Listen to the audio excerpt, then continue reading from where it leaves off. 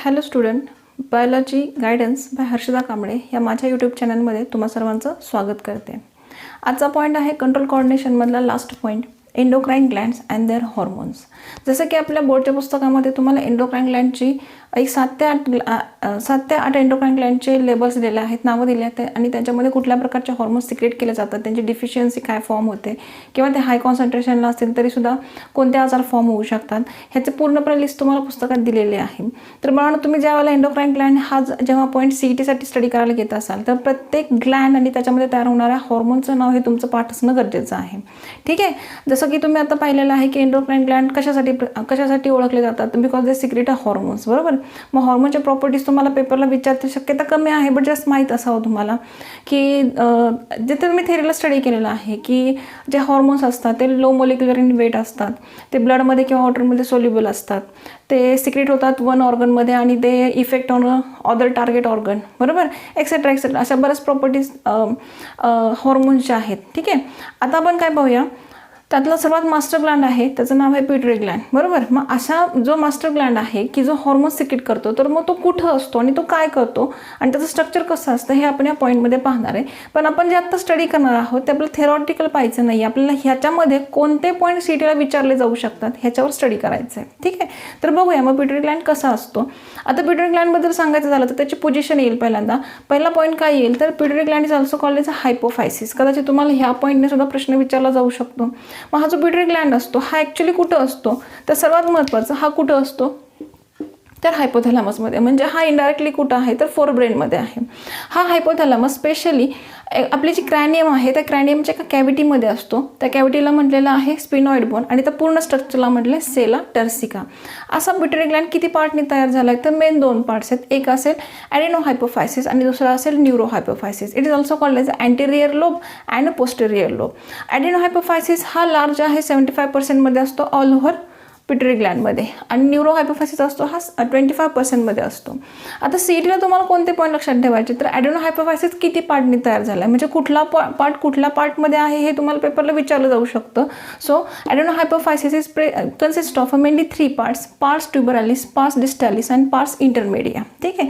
ह्याच्यामध्ये तिन्हीमध्ये पण महत्त्वाचा कुठला आहे तो तुम्हाला लक्षात ठेवायचा आहे. तर त्याचं नाव असेल पार्स डिस्टॅलिस. का? बिकॉज ते फॉर्म अ पोर्टल सिस्टीम. ह्या पार्स डिस्टॅलिसमध्ये ज्यावेळी तुम्ही स्ट्रक्चरली पाहता त्यावेळेला पार्स डिस्टॅलिसमध्ये नंबर ऑफ ब्लड वेसल्स असतात ज्या हॉर्मोन्स ट्रान्सफर करायचं काम करतात. अशा ज्या ब्लड वेसल्स असतात ह्या नेटवर्क फॉर्म करतात which are called as blood sinusoids आणि ते जे ब्लड सिन्युसॉइड्स असतात ते कनेक्शनसाठी एक पोर्टल सिस्टीम फॉर्म करतात. त्यामुळं हा तुम्हाला पार्स डिस्टॅलिस ह्याचं नाव लक्षात ठेवायचं आहे. त्यानंतर दुसरा पार्ट येतो न्यूरोहायपोफायसिस जो 25% असतो, but it also consist of mainly 3 parts. ठीक आहे. First is a median eminence, then infundibulum and pars nervosa. आता ह्याच्यामधलं मेडियन इमिनन्स आणि इन्फंडिब्युलम ह्याच्यावरती काय शक्यतो प्रश्न येणार नाही. इन्फंडिब्युलम स्टाल्क असते, median is a Solan part below the hypothalamus like पार्स ट्युबरॅलिस ट्यूबलाइक स्ट्रक्चरमध्ये असतो आणि पार्स इंटरमेडिया वेस्टिजियल आहे अडल्ट्समध्ये. त्याप्रमाणे ह्या तिघांमध्ये म्हणजे न्यूरोहायपोफायसिसमधल्या ह्या तिघांमध्ये कुठला पार्ट महत्त्वाचा असेल, जसं इथं पार्स डिस्टॅलिस हा महत्त्वाचा भाग आहे तसं इथं कुठला भाग महत्त्वाचा असेल तर पार्स नर्वोसा. का? कारण हा भाग असा आहे की ज्याच्यामध्ये ॲक्झॉनिक फायबर्स प्रेझेंट असतात which are called as a Herring's body with some cells called as a pituicytes. ठीक आहे. आता ज्यावेळेला तुम्ही हे डायग्रॅमॅटिक स्ट्रक्चर पाहता म्हणजे जर तुम्हाला CETचा अभ्यास करत आहे आपण तर CETच्या अभ्यासामध्ये आपण असंही शक्यता धरू शकतो की तुम्हाला असे डायग्राम दिले आणि त्याचे लेबल्स विचारले असं पण होऊ शकतं. मग ज्यावेळेला आपण स्ट्रक्चर डायग्रॅमॅटिक पाहतो त्याचे लेबल्स काय येणार आहे तर हा वरचा भाग असेल हायपोथॅलॅमस, हा P शेपचं स्ट्रक्चर असेल आणि हे P शेपचं स्ट्रक्चर ह्या हायपोथॅलॅमसला ज्या स्टाल्कनी कनेक्ट झालेलं आहे त्या स्टाल्कला काय म्हटलं it's called as a infundibulum. ठीक आहे. It is also called as a hypophyseal stalk. ठीक आहे. आता ह्याच्यातले 2 पार्ट दिसत आहेत तुम्हाला. ह्यातला जो मोठा असेल तो ॲडेनोहायपोफायसिस आहे, हा आहे न्यूरोहायपोफायसिस. ॲडेनोहायपोफायसिसमध्ये 3 पार्ट्स आहेत जसं आपण पाहिलं, पार्स ट्युबरॅलिस, पार्स डिस्टॅलिस अँड पार्स इंटरमेडिया. त्यातला फर्स्ट येईल पार्स ट्युबरॅलिस. पार्स ट्युबरॅलिस ट्यूबलाईक असतो जो बिलो हायपोथॅलॅमस असतो, but it is not a visible part. ठीक आहे. लाईक अ कॉलर असतो. इन्फंडिब्युलमवरती सुद्धा तो दिसू शकतो, पण म्हणजे हा असतो पण आपल्याला दिसत नाही. त्यानंतर नेक्स्ट आहे तो पार्स डिस्टॅलिस. पार्स डिस्टॅलिसमध्ये पोर्टल सिस्टम असे आपण सांगितलं, म्हणजे हा जो रिजन आहे इट्स कॉल्ड ॲज अ पार्स डिस्टॅलिस. आणि त्यानंतर येतो पार्स पार्स इंटरमेडिया कुठं असतो तर हा पार्स डिस्टॅलिस आणि हा पार्स नर्वोसा ह्या दोघांमध्ये जी क्लेफ्ट फॉर्म झाली, ह्या क्लेफ्टला काय म्हटलेलं आहे, इट्स कॉल्ड ॲज अ पार्स इंटरमेडिया. ठीक आहे, ही इंटरमेडिया लहान मुलांमध्ये म्हणजे ज्यावेळेला यंग कंडिशनमध्ये असेल किंवा फोएटस कंडिशनमध्ये असेल त्यावेळेला ही जी क्लेफ्ट असते ही प्रॉपर प्रेझेंट असते. बट जसं जसं मॅच्युरेशन होत जाईल तसं ही जी क्लेफ्ट असते ही अडल्टमध्ये पूर्णपणे फिलअप होते, म्हणजे अडल्टमध्ये ही वेस्टिजिल असते. त्यानंतर हा जो पार्ट पाहिला हा न्यूरो हायपोफायसिस आणि हा पण it also consist of 3 parts. बरोबर, त्यातला मग जो पहिला असेल मेडियन इमिनन्स जो सोलनमध्ये असतो आणि बिलो द हायपोथॅलॅमस असतो, it's also not visible. Then infundibulum it is a stalk and then हे जे इन्फंडिब्युलम आहे ज्याच्यामध्ये काय असतात तर एक्झॉनिक फायबर्स आहेत. त्याच्या खालचा हा जो सोलन पार्ट आहे which contains end of the axonic fibres which called as a Herring's body knoblike structure असतं आणि त्याच्याबरोबर हे असतात त्या पिट्युसाइड्स. मग या पिट्युसाइड्स काय करतात तर दे सिक्रीट न्यूरो हॉर्मोन्स. ठीक आहे, म्हणजे तुम्ही ज्यावेळेला हे स्ट्रक्चरली पाहता त्यावेळेला तुम्हाला ही डायग्राम देऊन त्याचे लेबल्स विचारले जाऊ शकतात. प्लस कुठल्या पार्टमध्ये कुठल्या रिजनमध्ये कुठला पार्ट महत्त्वाचा आहे याच्यावरही क्वेश्चन विचारले जाऊ शकतात. मग आता आपल्याला पुढच्या पॉईंटमध्ये काय पाहायचं आहे की हा जो मास्टर ग्लँड आहे हा जो 9 प्रकारचे हॉर्मोन्स सिक्रीट करतो ते हॉर्मोन्स कोणते आहेत आणि त्याच्यामुळे कुठल्या डिफिशियन्सी फॉर्म होऊ शकतात हे फक्त डिसीजचे नाव आपल्याला पाहिजे आहे. डिटेलमध्ये आपण हे पाहणार नाही. ठीक आहे, तर पाहूया याच्यामध्ये हॉर्मोन्स कुठले आहेत आणि कुठले आजार फॉर्म होऊ शकतात. नाव the next point, hormones of a pituitary Gland. जसं की आपण मगाशी सांगितलं की पिट्युटरी ग्लँडमध्ये 9 प्रकारचे हॉर्मोन्स सिक्रेट केले जातात. काही असतात त्यातले 7 ते 8 हॉर्मोन्स ॲडेनो हायपोफायसिसमध्ये असतात आणि उरलेले काही 3 हॉर्मोन्स असतात ते न्यूरो हायपोफायसिसमध्ये असतात, कारण ॲडेनो हायपोफायसिस हा एंटेरियर लोब आहे आणि लार्जेस्ट लोब आहे. तर मग बघूया ॲडेनो हायपोफायसिसमध्ये कोणत्या प्रकारचे हॉर्मोन्स असतात. आता तुम्ही ज्यावेळेला ह्याचा स्टडी करणार आहात त्यावेळेला ह्या स्टडीमध्ये तुम्हाला फक्त जे हॉर्मोन्स आहेत त्या हॉर्मोन्सची नावं, त्याचे फुल फॉर्म्स आणि त्यांच्यामुळे होणाऱ्या डिफिशियन्सीज किंवा हायपर लेवलला त्याचे सिक्रेट झाले तर कुठल्या प्रकारचे आजार होऊ शकतात हे स्टडी करायचं आहे आणि पाठ करायचा प्रयत्न करायचा आहे. ठीक आहे, आता आपण थोडंसं डिटेलमध्ये पाहणार नाही आहे, जस्ट हिंट पाहणार आहोत. तर ज्यावेळेला आपण पिट्युटरी ग्लँडमधले हॉर्मोन्स पाहतो अकॉर्डिंग टू देअर पार्ट्स ते 2 पार्टमध्ये डिवाइड झालेत, hormones of adenohypophysis and hormones of a neurohypophysis. ठीक आहे, त्यातला ॲडेनो हायपोफायसिस आहे त्याच्यामध्ये प्रॉपर टोटल सगळे हे दोन्ही काउंट केले तर टोटल 7 प्रकारचे हॉर्मोन्स ॲडेनो हायपोफायसिसमध्ये सिक्रेट केले जातात. त्यातला फर्स्ट येतो ग्रोथ हॉर्मोन, त्याला शॉर्टमध्ये म्हणतात GH. ठीक आहे, आता हा हॉर्मोन काय करतो तर बोनची लेंथ वाढवणं, सेल डिव्हिजनला प्रमोट करणं एक्सेट्रा एक्सेट्रा असे बरेच फंक्शन्स आहेत. फंक्शन्स तुम्हाला पेपरला शक्यतो विचारले जात नाहीत, शक्यतो विचारलं तर त्याचे डिसीजेस विचारतील. आता हा जो ग्रोथ हॉर्मोन आहे जर चिल्ड्रनमध्ये म्हणजे लहान मुलांमध्ये जर हायपर लेवलला सिक्रेट झाला, जास्त लेवलला सिक्रेट झाला तर त्या मुलांमध्ये कुठला आजार दिसू शकतो तर इट्स कॉल्ड ॲज अ गिगॅन्टिझम. म्हणजे त्यांची जी बॉडी असते ती टॉल न होता थोडीशी स्प्रेड होते, it is called as a gigantism. त्यानंतर म्हणजे जर हा जो ग्रोथ हॉर्मोन आहे हा लहान मुलांमध्ये जर कमी सिक्रेट झाला तर त्या मुलांची हाईट जी असते हिच्यामध्ये बुटकेपणा फॉर्म होतो, that is called as a dwarfism. पण हा डॉर्फिझम 2 टाईपमध्ये फॉर्म होऊ शकतो लहान मुलांमध्ये, एक लॉरेन आणि दुसरा आहे फ्रॉलिक. जो लॉरेन असतो त्यामध्ये लहान मुलं ही डॉर्फिझम फॉर्म करतात, म्हणजे ते बुटकेच असतात परंतु ते मेंटली नॉर्मल असतात. बट फ्रॉलिक जे असतात याच्यामध्ये जे लहान मुलं असतात ही मेंटली ॲबनॉर्मल असू शकतात. ह्याला कंपॅरेटिव्ह जर अडल्ट्समध्ये पाहिलं तर ग्रोथ हॉर्मोन जर अडल्टमध्ये हाय लेवलला सिक्रेट झाला तर ते फॉर्म ॲक्रोमेगेली, म्हणजे त्या माणसांची हाईट किंवा त्या अडल्टची हाईट जी असते ही 6 फुटापेक्षा जास्त असू शकते. आणि हायपो जर फॉर्म झाला तर ते फॉर्म सिमॉन्स डिसीज. ठीक आहे, ही नावं जमली तर पाठ करण्याचा प्रयत्न केला. त्यानंतर सेकंड हॉर्मोन येईल adreno corticotropic hormone which is called as ACTH. ठीक आहे, आता ज्यावेळेला तुम्ही हा हॉर्मोन स्टडी करता त्यावेळेला हा प्रॉपर ॲड्रिनल ग्लँडमध्ये सिक्रेट केला जातो, हे तुम्हाला माहीतच आहे. मग ॲड्रिनल ग्लँडमध्ये ॲक्च्युली 2 मेन पार्ट्स तयार होतात. म्हणजे आपण जेव्हा ॲड्रिनल ग्लँड पाहतोय आता तो इथंच पाहण्याचा प्रयत्न करूया. ॲड्रिनल ग्लँड जर पाहिला तर 2 पार्टमध्ये डिवाइड झाला आहे, ॲड्रिनल कॉर्टेक्स आणि ॲड्रिनल मेड्युला. ठीक आहे, हा जो ॲड्रिनल कॉर्टेक्स असतो हा स्टेरॉइड हॉर्मोन सिक्रेट करतो आणि त्या स्टेरॉइड हॉर्मोन्सला काय म्हटलं जातं तर कॉर्टिकॉइड्स. आणि ह्या कॉर्टिकॉइडच्या अंडर 2 प्रकारचे कॉर्टिकॉइड्स सिक्रेट केले जातात, त्यातलं एक आहे मिनरॅलो आणि दुसरं आहे ग्लुको. ठीक आहे, आता फर्स्ट असेल मिनरॅलो कॉर्टिकॉइड जो ॲड्रिनल कॉर्टेक्समध्ये सिक्रेट केला जातो. हा मिनरॅलो कॉर्टिकॉइड काय करतो तर म्हणजे मिनरॅलो कॉर्टिकॉइडच्या अंडर कोण सिक्रेट केला जातो तर अल्डोस्टेरॉन. मग हा अल्डोस्टेरॉन काय करतो तर किडनीचे फंक्शन करण्याचं काम करतो.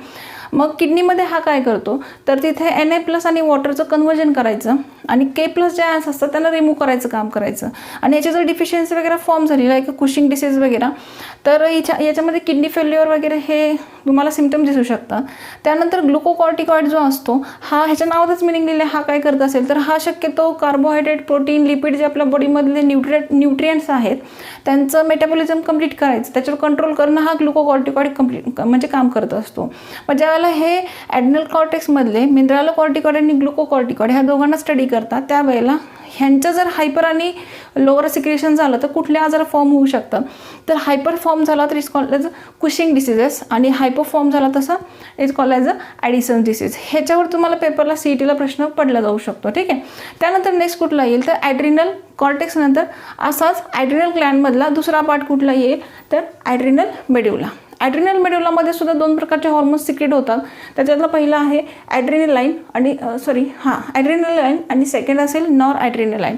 It is also called as emergency hormone. ह्याचं फंक्शन तुम्ही थेरीला पाहिलेलं आहे. ह्या हॉर्मोन्सला ॲक्च्युली 3 पार्टमध्ये डिवाइड केलेलं आहे, फ्लाईट आणि फाईट. बरोबर. हे जे सिम्पटम्स दिसतात हे सिम्पटम्स हे इमर्जन्सी हॉर्मोन्समुळे बॉडीमध्ये तयार होतात. ठीक आहे. त्यानंतर नेक्स्ट असेल थायरॉइड स्टिम्युलेटिंग हॉर्मोन, ज्याला म्हणतात TSH, जो थायरॉइड ग्लँडमध्ये सिक्रेट केला जातो. आता थायरॉइड ग्लँड कुठं असतो तर नेक रिजनमध्ये असतो, ट्रॅकेरियाच्या लॅटरल साईडला असतो, त्या दोघांना इस्थमसनी कनेक्ट केलेला असतो, बटरफ्लाय शेपचा असतो, एक्सेट्रा. मग अशा हॉर्मोनमध्ये जर असा जो हॉर्मोन आहे हा पूर्ण बॉडीच्या मेटाबॉलिक रेटवर इफेक्ट करत असतो, हे पण तुम्हाला माहिती आहे. मग हा जर लहान मुलांमध्ये कमी सिक्रेट झाला तर इट्स कॉल्ड ॲज हायपोथायरॉइडिझम. जर लहान मुलांमध्ये कमी असेल तो कुठला आजार फॉर्म करू शकतो तो क्रेटिनिझम. आणि जर अडल्ट्समध्ये जर हा कमी सिक्रेट झाला तर इट्स कॉल्ड ॲज मायक्सडेमा. ठीक आहे. ह्याचे सिम्पटम्स वेगवेगळे दिसतात आणि दोन्हीमध्ये शक्यतो हा हॉर्मोन BMR वरती इफेक्ट करतो. BMR बेसल मेटाबॉलिक रेट जो बॉडीचा असतो त्याच्यावर हा हॉर्मोन शक्यतो इफेक्ट करतो. त्यानंतर hyper secretion, it is called as hypothyroidism. आणि हा हायपोथायरॉइडिझम जर अडल्ट्समध्ये दिसला तर it's they form grave diseases. बाळांनो, ह्याच्यावर CETला बऱ्याच वेळा क्वेश्चन पडलेला आहे. सो डिटेलमध्ये याची नावं पाठ करण्याचा प्रयत्न करा. ह्याचे सिम्पटम्स वगैरे तुम्हाला पेपरला जास्त विचारण्याची शक्यता कमी आहे, बट ही नावं तुम्हाला पाठ करणं गरजेचं आहे. त्यानंतर नेक्स्ट येईल gonadotropic hormone. It's related to the sex. ठीक आहे. सेक्स गॅमेट्स म्हणजे आता gonad that is called as a sex gametes. मग स्पर्म असेल किंवा ओहम असेल, ह्याची डेव्हलपमेंट करणं. जसं की तुम्हाला माहीत आहे 2 प्रकारचे सेक्स आहेत, मेल आणि फिमेल. मेलमध्ये स्पर्म डेव्हलप केला जातो आणि फिमेलमध्ये ओहम डेव्हलप केला जातो. मग पहिल्यांदा जर फिमेलचा स्टडी केला तर फिमेलमध्ये मेन्स्ट्रुअल सायकल कंप्लीट होते. ती कंप्लीट करायला ऑस्ट्रोजन हेल्प करतो आणि आफ्टर प्रेग्नन्सी प्रोजेस्टेरॉन लागत असतो. मग हा जो गोनॅडोट्रॉपिक हॉर्मोन आहे ह्याच्या अंडर 2 हॉर्मोन सिक्रेट केले जातात. त्यातला पहिला असतो फॉलिकल स्टिम्युलेटिंग हॉर्मोन.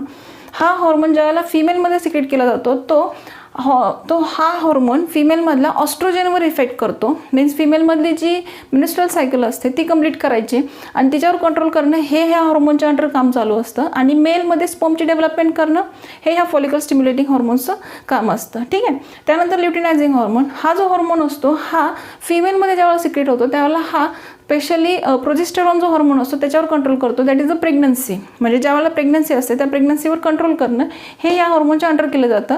आणि मेलमध्ये ज्यावेळेला हा हॉर्मोन काम करतो त्यावेळेला मेलमध्ये टेस्टोस्टेरॉन नावाचा जो हॉर्मोन असतो जो स्पर्मच्या डेव्हलपमेंटवर इफेक्ट करतो, स्पर्मची नरिशमेंट करण्यावर इफेक्ट करतो, तो हॉर्मोन जो सिक्रेट केला जातो तो ल्युटिनायझिंग हॉर्मोनच्या अंडर सिक्रेट केला जातो. जर समजा हे दोन्ही हॉर्मोन्स कमी किंवा जास्त फॉर्म होत असतील तर त्याची डिफिशियन्सी मेल किंवा फिमेलमध्ये फक्त एकच दिसते. That is called as a infertility. ठीक आहे. They are non functionless. ठीक आहे. त्यानंतर लास्ट हॉर्मोन येईल प्रोलॅक्टिन हॉर्मोन. नावातच मिनिंग लिहिलं आहे. ह्याचं फंक्शन काय असेल तर it used for the secretion of a milk. Specially हा फक्त फिमेलमध्ये सिक्रेट केला जातो. हा काय करतो तर ड्युरिंग प्रेग्नन्सी हा फक्त प्रेग्नन्सीच्या दरम्यानच सिक्रेट केला जात असतो फिमेलमध्ये. मग हा हॉर्मोन काय करतो तर जे मॅमरी ग्लँड्स असतात ह्या मॅमरी ग्लँड्समध्ये मिल्कचं सिक्रेशन करणं किंवा मॅमरी ग्लँडची डेव्हलपमेंट करणं, नरिशमेंट करणं ही सगळी कामं कोण करतो ह्या प्रोलॅक्टिनच्या अंडर होत असतात. ठीक आहे. त्यानंतर नेक्स्ट काय येईल hormones of neurohypophysis. It's connected to the sensation कारण it's connected to the neurons. बरोबर. किंवा नर्वस सिस्टीम. मग ह्याच्या अंडर 3 प्रकारचे हॉर्मोन्स सिक्रेट केले जातात. त्यातला फर्स्ट आहे ADH तुम्हाला माहीतच आहे, किडनीवर इफेक्ट करतो. अँटी डायरेटिक हॉर्मोन असं याचं नाव आहे. It is also called as vasopressin. शक्यतो किडनीमधून किती वॉटर रिमूव्ह केलं पाहिजे, किती वॉटर पुन्हा रिॲब्सॉर्ब केलं पाहिजे हे ठरवण्याचं काम कोण करतो, हा ADH करतो. ठीक आहे.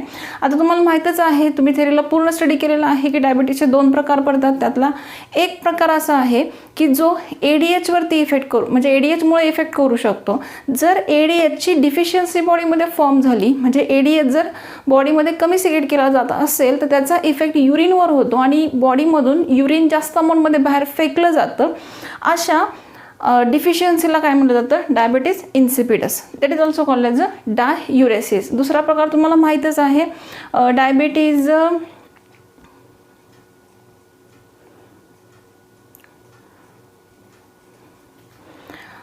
ठीक आहे, डायबिटीज इन्सिपिडस. त्यानंतर नेक्स्ट येईल oxytocin. Oxytocin is also called as pitocin, also called as birth hormone. आता ह्याला ऑक्सिटॉसिन किंवा बर्थ हॉर्मोन असं का म्हणलेलं आहे, कारण ह्याचा फंक्शन काय असेल तर ते contracted to the smooth muscles. ठीक आहे, ऑफ अ युटेरस. आता हा काय करतो, तर contraction of a smooth muscles of a uterus during parturition. Parturition that is a birth time. म्हणजे ज्या वेळेला एखादा बेबी फॉर्म होणार असेल त्यावेळेला युटेरसमध्ये त्याची पूर्ण मॅच्युरेशन झालं आहे हे दाखवण्यासाठी युटेरसच्या स्मूथ मसल्समध्ये कॉन्ट्रॅक्शन फॉर्म करणं हे ऑक्सिटॉसिनचं मेन फंक्शन असतं. ठीक आहे, म्हणजे हा सुद्धा फक्त हॉर्मोन फिमेलमध्ये सिक्रेट केला जातो. आणि राहिला लास्ट हॉर्मोन तर कोहेरिन. हा कोहेरिन काय करतो, तर हा जो हा काय करतो, तर जे रिदमिक कॉन्ट्रॅक्शन असतं जे जेजुनममध्ये होतं, jejunum is a part of a digestive system. मग जेजुनममध्ये जे रिदमिक कॉन्ट्रॅक्शन चालू असतं स्पेशली डायजेशनचं, तर त्याच्यावर कंट्रोल करणं हे काम कोणाचं असतं, तर कोहेरिनचं असतं. म्हणजे बाळांनो तुम्हाला ह्या सगळ्यांमध्ये ह्या हॉर्मोनची सगळी नावं पाठ करायची आहेत. कुठल्या हॉर्मोन्समुळे कुठली डिफिशियन्सी फॉर्म होती किंवा कुठला आजार फॉर्म होतो हे तुम्हाला पाठ करायचं आहे. ह्याचे सिम्पटम्स वगैरे पाठ करायची काही गरज नाही आहे, पण ह्याचे जे आजार आहेत त्यांची नावं प्लीज पाठ करा. थोडासा ब्रॉड पॉईंट आहे, पण जर तुम्ही सोपं करून पाहिलं तर नक्की तुम्हाला हा सोपा जाईल. ह्याच्यानंतरचा पॉईंट येतो कुठले आपले बाकीचे उरलेले एंडोक्राइन ग्लँड्स आहे. त्याच्यामध्ये थायरॉइड ग्लँड आहे, त्याच्याबद्दल आपण इथे डिटेल पाहिलेलं आहे. ॲड्रिनल ग्लँड आहे, त्याच्याबद्दल इथे डिटेल पाहिलेलं आहे. त्यानंतर दुसरा आहे तो पॅराथायरॉइड ग्लँड, त्याच्यामध्ये थायरोकॅल्सिटोनिन सिक्रेट केला जातो. त्यानंतर नेक्स्ट आहे तो पॅनक्रियाज. पॅनक्रियाज हा ड्युएल काम करतो, तो एक्झोक्राईनचं पण काम करतो, एंडोक्राईनचं पण काम करतो. एक्झोक्राईनचं काम करत असेल तर तो पॅनक्रियाटिक ज्यूस सिक्रेट करतो आणि एंडोक्राईनचं काम करत असेल तर त्याच्यामध्ये 3 प्रकारच्या सेल्स असतात, अल्फा, बीटा, डेल्टा. इन्सुलिनचं सिक्रेशन करणं हे पॅनक्रियाचंच काम असतं. आणि त्यानंतर लास्ट पॉईंट कुठला असेल तर आपले गोनॅड्स आहेत. मग गोनॅड्समध्ये सुद्धा हॉर्मोन सिक्रेट केले जातात फिमेलमध्ये, जसं आपण मगाशी सांगितलं. हा जो पॉईंट येतो याच्यामध्ये ह्याच्या अंडर गोनॅड्समध्ये जो फिमेल असते फिमेलमध्ये ऑस्ट्रोजेन असतो, प्रोजेस्टेरॉन असतो आणि मेलमध्ये टेस्टोस्टेरॉन असतो. म्हणजे याच्या पुढचे जे ग्लँड्स आहेत हे ग्लँडसुद्धा याच इथल्या हॉर्मोन्सवरती एक्सप्लेन केलेले आहेत. सो आपण काय केलं, ह्याच पॉईंटमध्ये ते सगळे ग्लँड्स काय केले, एक्सप्लेन करण्याचा प्रयत्न केलेला आहे. तर बाळांनो जमलं तर ह्या सगळ्यांमध्ये शक्यतो डिसीजेसची नावं पाठ करायचा प्रयत्न करा. आपण ह्या व्हिडिओच्या शेवटी तुम्हाला आत्तापर्यंत जेवढे CETला क्वेश्चन्स आलेले आहेत ते क्वेश्चन्स सोडवून देण्याचा प्रयत्न केलेला आहे. आणि जमलं तर ते तुम्ही पण सोडवण्याचा प्रयत्न करा. जर तुम्हाला ह्या पॉईंटबद्दल काही क्युरीज असतील तर नक्की कमेंट बॉक्समध्ये मेन्शन करा. जर व्हिडिओ आवडला तर लाईक करा, शेअर करा आणि सबस्क्राईब करा. थँक्यू.